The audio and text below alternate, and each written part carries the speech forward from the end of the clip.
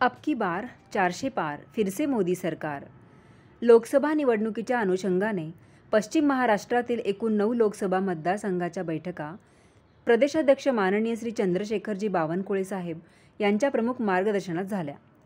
पुणे, बारामती, शिरूर, सोलापूर, माढा, सांगली आणि माढा, सोलापूर, सांगली या 3 लोकसभा क्लस्टरमधील खासदार, आमदार, क्लस्टर प्रमुखसह क्लस्टर प्रमुख, प्रदेश पदाधिकारी, जिल्हाध्यक्ष, प्रकोष्ठ सहित लोकसभा आणि विधानसभा पदाधिकारी, सुपर वॉरियर्स, शक्ती केंद्र प्रमुख आणि बूथ प्रमुख सहभागी झाले. आगामी लोकसभा निवडणुकीच्या दृष्टीने तयारीचा आढावा या बैठकीत घेण्यात आला.